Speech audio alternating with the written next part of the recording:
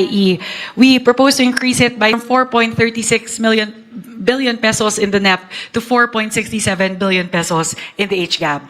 Next would be the Madrasa Education Program. We propose to increase it by 26.25 million pesos from the current 495 million to 521.7 million pesos.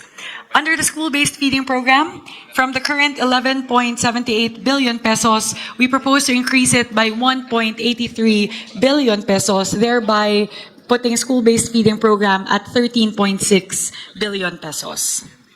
And lastly, this is pertaining to the Palarong Pambansa. We propose to increase the current allotment under the physical fitness and school sports from 481.6 billion pesos up to 531.6 million pesos. So in total, Mr. Chair, that would be an additional increase of 39.61 billion pesos towards the Office of the Secretary under the Department of Education. So the biggest increase, if I were to summarize lang po, Mr. Chair, ang pinakamalaki po nating ilalaan ay kadagdagang 35 billion pesos para po sa pagtatayo ng kadagdagang 25,000 na mga classrooms, 25,000 classrooms, at para po sa school-based feeding program, magdadagdag po tayo ng 1.83 billion pesos para mas dumami po yung bilang ng araw na pwede po nating mapakain yung mga estudyante sa mga paaralan. Yun po, Mr. Chair, those are our main amendments pertaining to the Office of the Secretary. Maraming salamat, Congresswoman Mika. At maraming salamat po doon sa mga improvements at increases na ginawa ng House of Representatives sa National Expenditure Program. So on the part of the Senate, ito po yung mga proposals po ng Senate for the Department of Education, Office of the Secretary, to the amount of 958 billion pesos. And the composition of the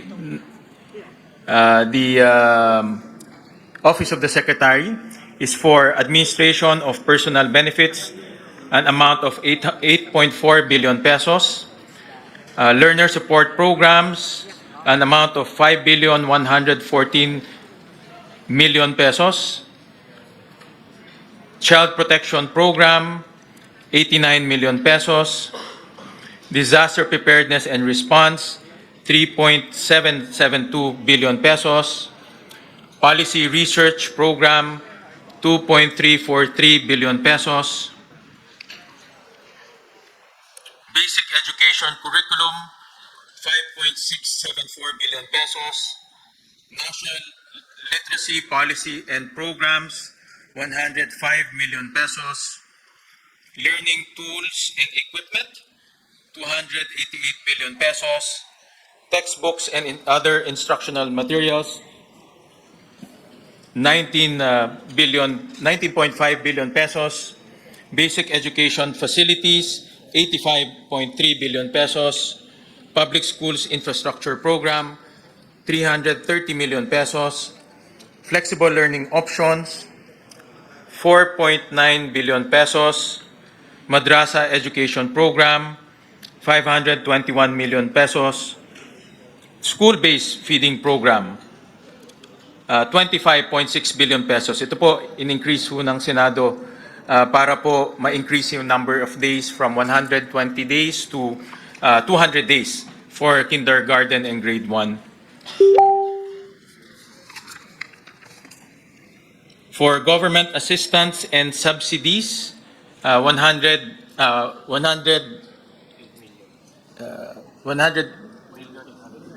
million 800 for School Innovation and Improvement Fund to all DepEd schools, 2.289 billion pesos. To Human Resource Development and Personnel in Schools and Learning Centers, this is 4.6 billion pesos. Projects for learning, upgrade, support, and decentralization,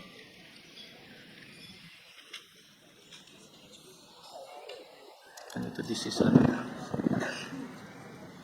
foreign assisted to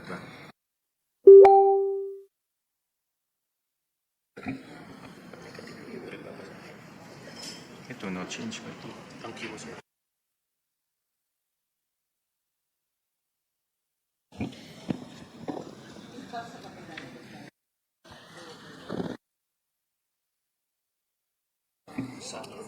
For project and learning upgrade support and project for learning upgrade support and decentralization, there's no change.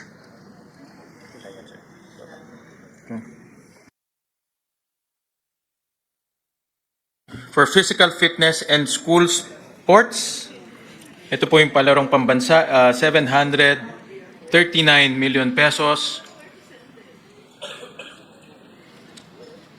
For operations of schools for elementary, kindergarten to grade 6, 358 million pesos. For operations of schools, junior high school, grade 7 to 10, 197 million pesos. Billion pesos. For operations of school, senior high school, grades 11 to 12, 69 billion pesos. And then we realigned the last mile schools to the basic education facilities. So those are the proposals of the Senate. Thank you very much, Mr. Chair. We'd like to open the floor for comments from the body. Both proposals have been put forth.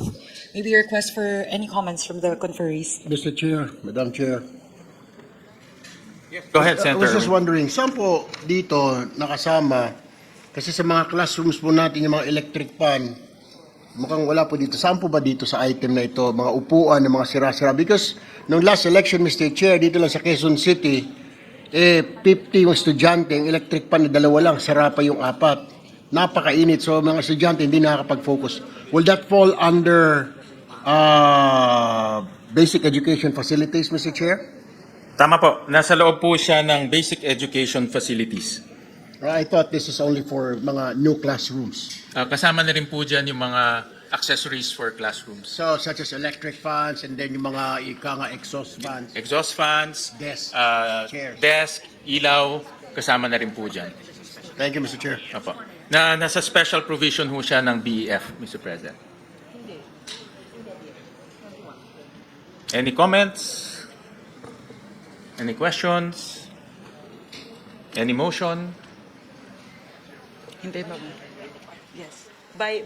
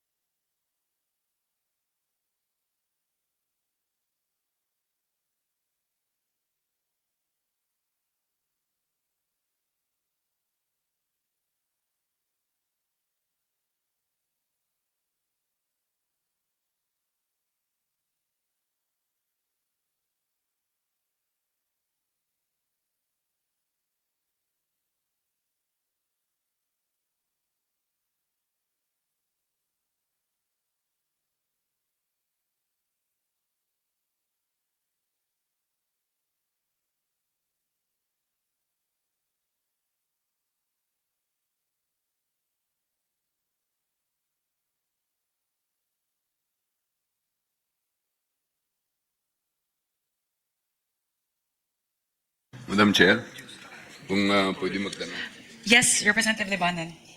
In line with the question of Senator Erwin, maraming schools po natin na nangangailangan ng TV sets at saka Wi-Fi na facility. Saan po dito? Dito rin po ba sa basic education facilities? That is a different line item po. Under DepEd, there is a different digitalization component in the budget. So meron po doon na ICT, specifically for the provision of Wi-Fi to the different schools all throughout the country. So meron din pong pondo para doon. Thank you po. Ang sinasabi po ninyo, sorry Mr. Chair, Madam Chair, yung digitalization project na nasa NEP, iba pa yung ITC na sinasabi mo? I'll pull out po, Kasi Senator Ivy. nahihirapan ako dito sa format po, Mr. Chair, Senator Gatchalian po. Kung maari, in the interest of true transparency, I think it's basic that we include the NEP or the President budget of 2026. It's most confusing to merely see the Congress and the Senate versions. Also, we should be allowed to compare it to the JA of 2025 para maliwanag ang kwenta. Kasi hindi maliwanag po ang kwenta rito.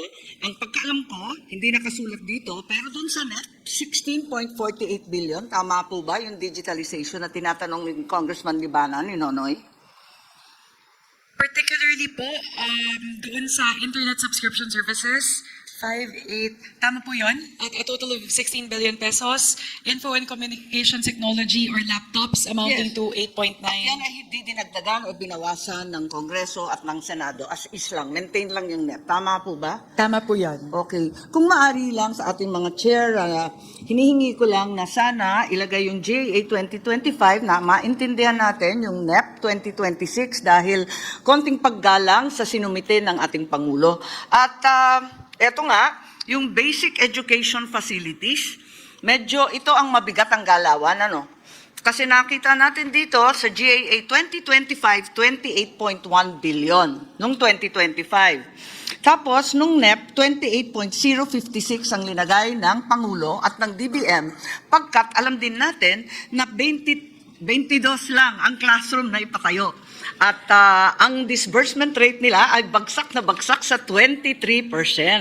Ngunit dinagdagan ng Kongreso ng 63 billion mahigit at lumobo pa sa Senado ng 85 billion. Hindi ako tumututol sa pagdagdag ng classroom. Ang tinatanong ko lang, tama ba itong ginagawa natin? Hindi nagagastos, dagdag tayo ng dagdag. Bilyon-bilyon, nag-umpisa sa 28, di magastos, 23% lang ang accomplishment.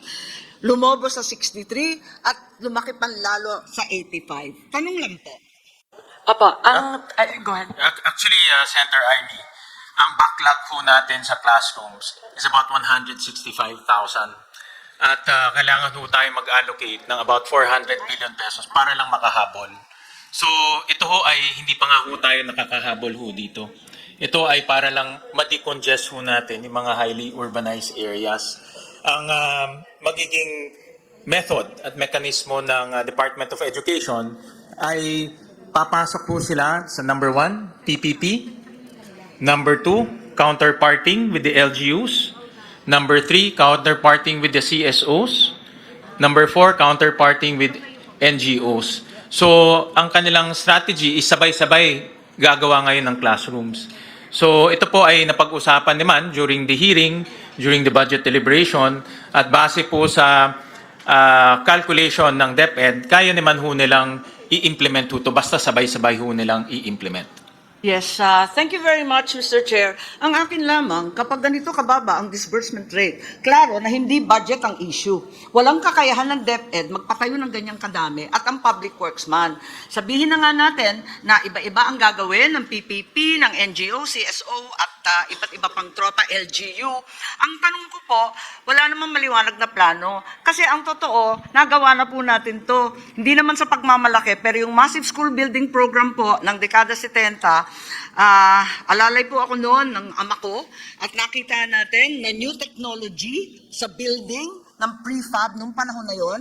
Sa ngayon, wala naman tayong sinasaad na modular or ibang prefab na technology or smart technology na napakarami ng foam concrete at kung ano-ano pa. Wala naman nababanggit na ganon. At dyan tayo makakamura, alam natin yan.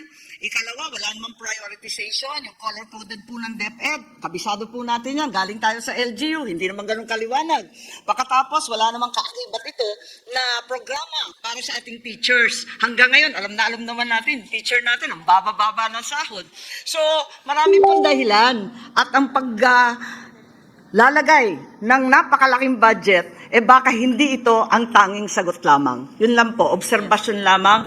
Ano ang absorption rate na totoo ng DepEd? Apakababa, nasa 23%. Actually, maraming salamat, Senator Amy.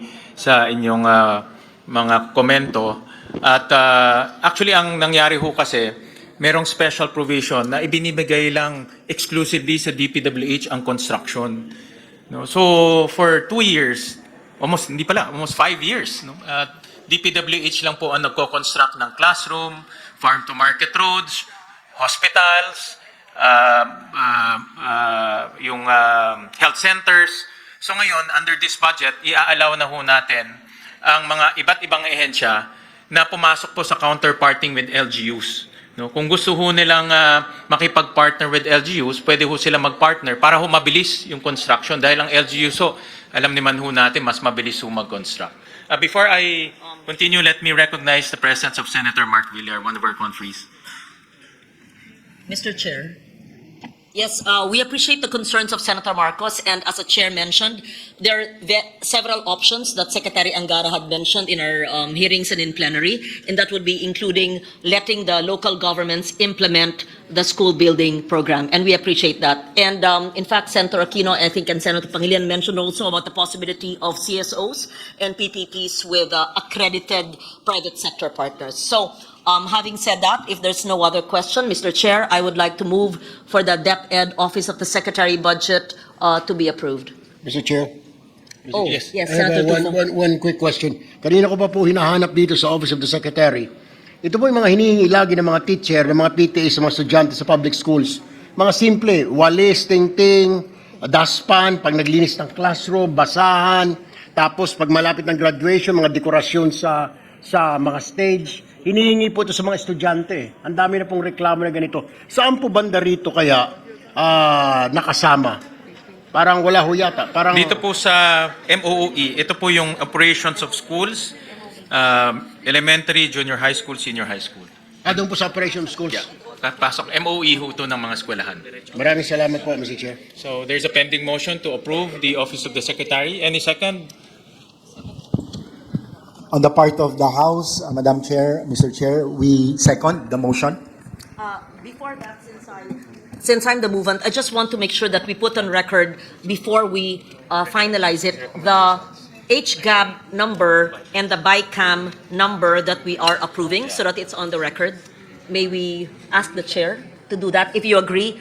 Because many figures are being discussed, may we kindly put on record the HGAB figure and the BICAM figure that we are approving? But I so move. Yes. Thank you. Yeah, thank you. And there's a duly seconded, so the budget of the Office of the Secretary, Department of Education is hereby approved. Those summaries, Madam Chair, will be provided prior to the signing of the BICAM report. In fact, dito po sa BICAM, hindi ho natin isa-sign to kaagad. Ipiprint na muna po yung mga dokumento, ipiprint na po yung pre-enrolled copy, at iproprovide yung sa members para po makita ho nila bago ho tayo mag-sign. No? Thank you. All right? Mr. Chair, in response to the query of the Honorable Legarda, the current total under the Office of the Secretary would go from the current HGAP level of 912 to a total of 958.7 billion pesos. So that would be a total increase of 46.2 billion pesos.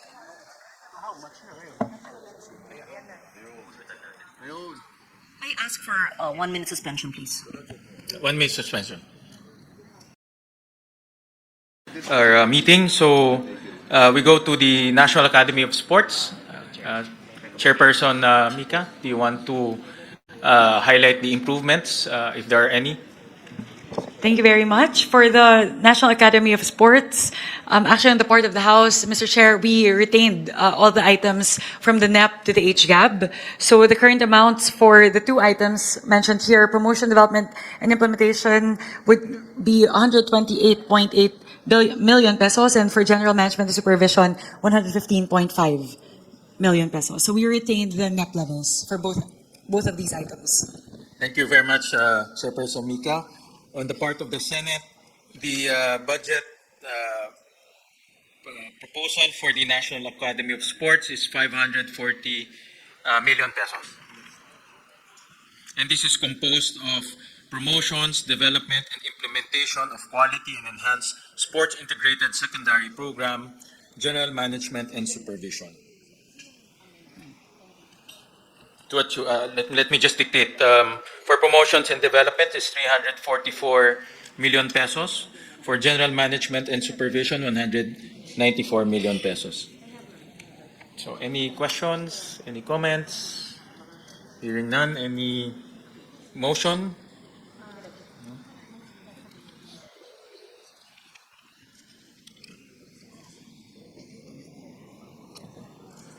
Yeah.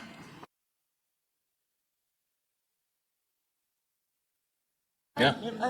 Any motion to approve National Academy